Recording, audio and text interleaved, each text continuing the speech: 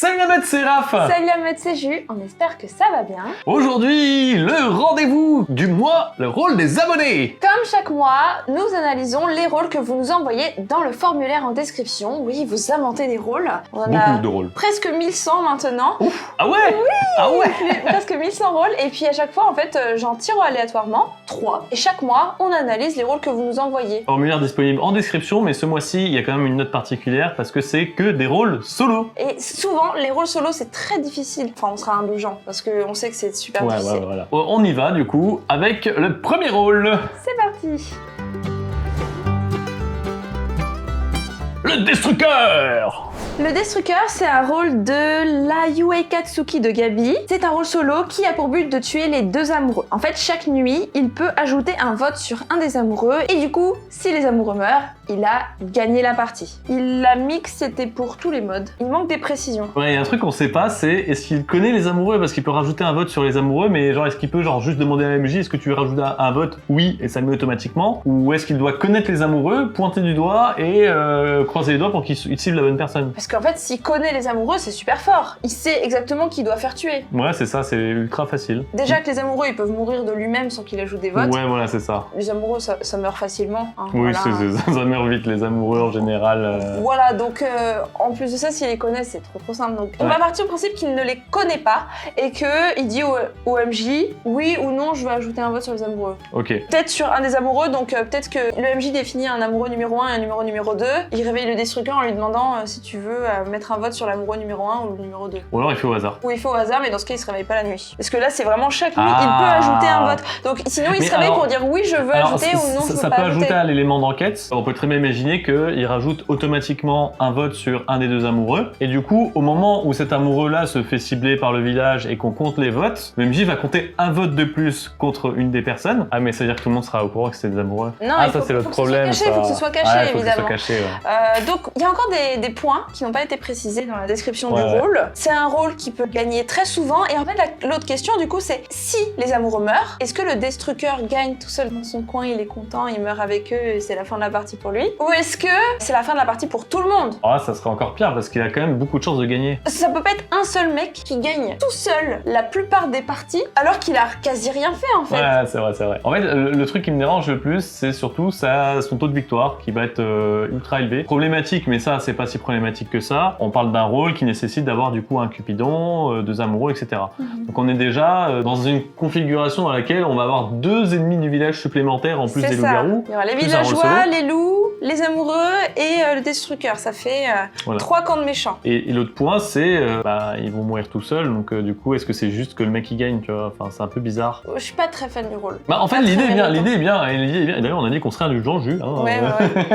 L'idée est bien. L'idée est bien, mais il faut peaufiner en fait comment faire en sorte que le Destructeur puisse pas gagner comme ça tout seul en fait. Il faut qu'il ait une raison. Il faut qu'il puisse lui gagner la partie de façon active de par ses actions, de par ses choix. Là, il peut gagner la partie juste en étant là et en faisant la plante verte jusqu'à ce que les amoureux meurent. Et si cette condition d'activation, elle va être très fréquente, là il faudra que il gagne tout seul dans son coin et on le fait mourir et hop, il a gagné la partie, on le met dans les vainqueurs, mais les villageois et les loups-garous vont continuer à jouer. Si la condition est très rare, là on pourra dire que pouf, ils volent la victoire à tout le monde et ça met fin à la partie pour tout le monde. En fait, par essence, de toute façon, on part du principe que le rôle solo ne peut gagner que s'il reste en vie. Ça me semble assez évident pour un rôle solo. Donc à partir du moment où tu fais tout pour toi, ne pas te faire voter par le village et ne pas te faire voter par les loups-garous, t'as de grandes chances que ça parte sur un des amoureux. Quelque part, déjà, naturellement, si tu lui disais juste tu dois survivre la partie, déjà, naturellement, il tuerait quand même le couple à un moment ou à un autre. À moins d'être lui-même en... Est-ce qu'il peut être en couple lui-même? Mais non, on n'a pas pensé à ça! S'il est en couple, il a perdu, il meurt. Ah, c'est trop dur. Il y a un truc qui va pas là. C'est un Destructeur, si lui-même il tombe amoureux, il est contre ses valeurs et il va se détruire lui-même. Après, il y a autre chose, c'est que normalement, la condition de victoire des amoureux prime sur toutes les autres. Donc, la condition de victoire des amoureux primerait sur sa condition de victoire. Ouais. C'est comme l'ange. S'il est amoureux, ça devrait primer sur sa condition de victoire de mourir. Parce qu'il a enfin trouvé une raison de vivre. Ok. Bon vous voyez que c'est compliqué, hein? C'est compliqué, mais c'est bien d'avoir proposé une mécanique comme ça parce que ça fait réfléchir réfléchir sur comment impliquer un rôle solo dans les amoureux. On voit que c'est pas si simple que ça. Merci beaucoup. Merci beaucoup. Le coronavirus.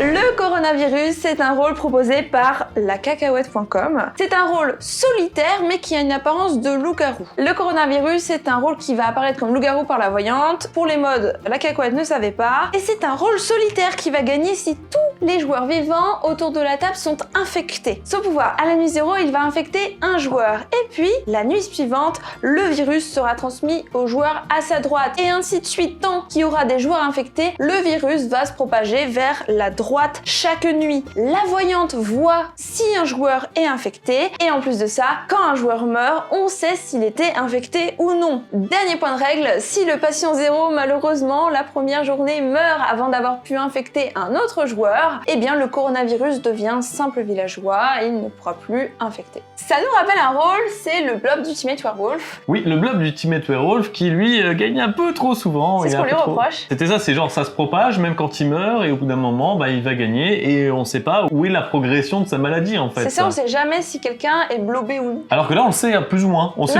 quand quelqu'un meurt, on sait s'il était infecté ou non, donc on peut un peu savoir où ça en est finalement. C'est ça, on peut choisir de dire ok d'accord, celui-là il est infecté, on va tuer quelqu'un un peu plus loin pour voir s'il est aussi infecté et ainsi de suite, essayer de faire en sorte de terminer la partie le plus vite possible avant que le coronavirus vienne à partir. Et contaminer tous les joueurs vivants. Après ça contraint pas mal le jeu parce qu'à partir du moment où on sait à peu près où sont les contaminés, vaut mieux tuer les contaminés que les non contaminés pour éviter de perdre trop vite contre le coronavirus, mais s'il y a des loups-garous dans les non contaminés, ça fait bien l'affaire des loups-garous aussi. Mais après c'est comme la Muniaps externe, on l'aime bien aussi pour ça quoi. La grande difficulté de ce genre de rôle quand même, c'est que les loups-garous pour gagner, et vu qu'ils sont pas très nombreux, ils vont devoir éliminer un max de villageois et se retrouver en petit nombre, et en petit nombre il y a quand même de grands risques pour que ce petit nombre contienne à beaucoup de personnes infectées, donc les loups-garous eux vont être obligés de jouer avec le feu avec un rôle comme ça dans la partie. C'est pas le cas des villageois, mais les loups-garous oui, ils n'ont pas le choix. Si tous les joueurs vivants sont infectés, il n'y a pas écrit que si lui aussi est vivant, quand tous les joueurs vivants sont infectés, pouf, il a gagné, donc il peut aussi gagner comme le blob, même en mourant. C'est un des rares rôles solo où c'est quasiment évident qu'il puisse gagner même en étant mort. Par contre, contrairement au blob, en fait le blob, lui c'était vraiment naturel, genre il transmettait aux joueurs à sa droite, directement, un de ses deux voisins. Là le coronavirus il meurt, mais on sait pas du tout qui l'a choisi au début, il peut choisir n'importe quel joueur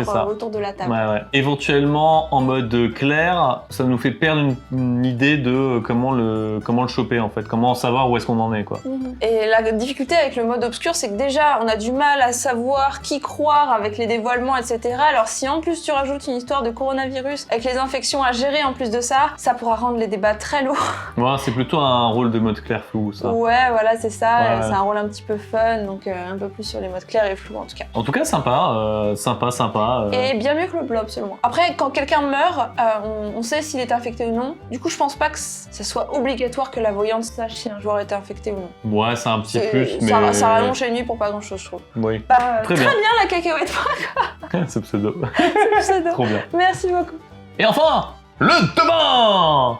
Le devin est un rôle proposé par Sirius Granger, merci beaucoup à toi. Alors il ne savait pas pour quel mode. Et son but c'est de deviner le rôle de 3 joueurs. S'il réussit, eh bien il a gagné la partie. Comment ça se passe? En fait pendant les débats, il peut se dévoiler, pouf, il retourne sa carte, bonjour je suis le devin, je vais tenter de deviner le rôle de 3 joueurs. Il s'adresse au MJ en chuchotant à son oreille, il va dire bah lui il est ça selon moi, lui il est ça, lui il est ça. Et puis s'il a raison, eh bien il gagne la partie et ça met fin à la partie. S'il a tort, il meurt et personne ne saura quels avaient été ses guesses. C'est marrant, Sirius Granger, ça me fait penser à un personnage dans Dragon Ball, je crois. Oui, je l'aime beaucoup pour le mode clair. Parce qu'en fait, en flou et obscur, on encourage un peu les joueurs à se dévoiler pour bluffer, etc.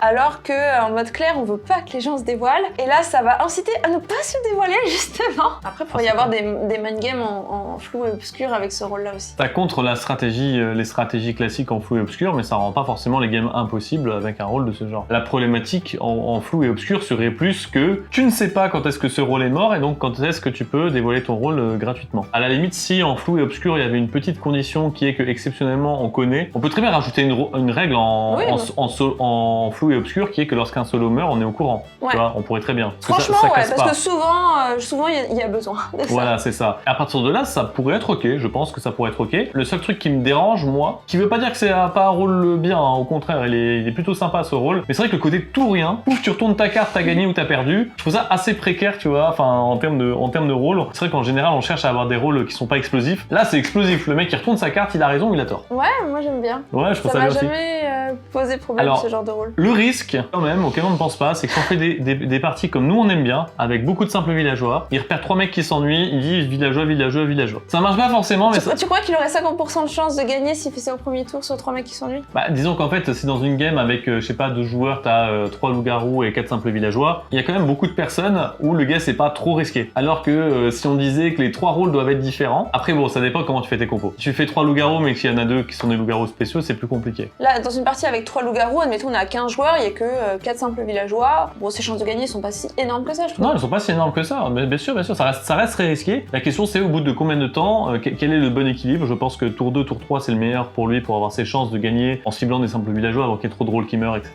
C'est vrai qu'il peut cumuler de l'info sur qui est-ce qui meurt en mode clair aussi. Donc au bout de 2-3 tours, si lui n'est pas mort, il y a 4, 5, 6 personnes qui ont sauté. Donc il sait à peu près ce qui reste dans la partie, il peut deviner en fonction du comportement des gens. C'est un rôle qui est intéressant. Moi j'anticipe quand même sur le simple villageois la possibilité de faire des coups de poker tour 1 assez facile. Tu sais comment je joue. Ouais. Tu m'as déjà vu Dictateur T1. Bah imagine, je pourrais faire pareil avec ce rôle-là.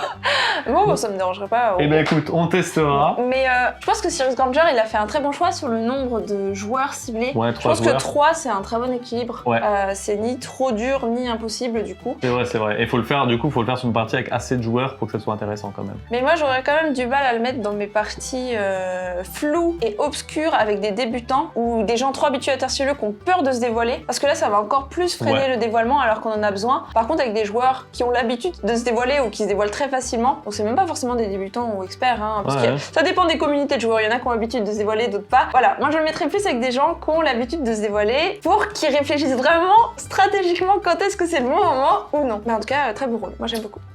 Bah écoutez, on espère que ça vous aura plu, et s'il y en a pas assez, bien entendu, il y a le rôle des abonnés du mois précédent qui se situe juste ici. Et le village standard.